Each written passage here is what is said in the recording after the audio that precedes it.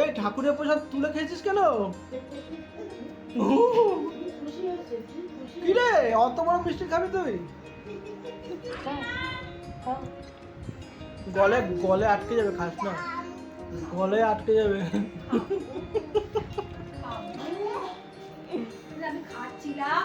ঠাকুমা নিয়ে নিচ্ছে, ঠাকুমা নিয়ে নিচ্ছে। না না, এমনি পেটের সমস্যা চলছে।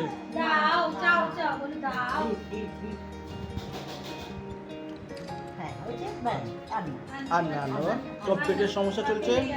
তুই মিষ্টি খাও না, তুই মিষ্টি পছন্দ খাও না। ওইটা আনতে যাচ্ছে এবার। চল,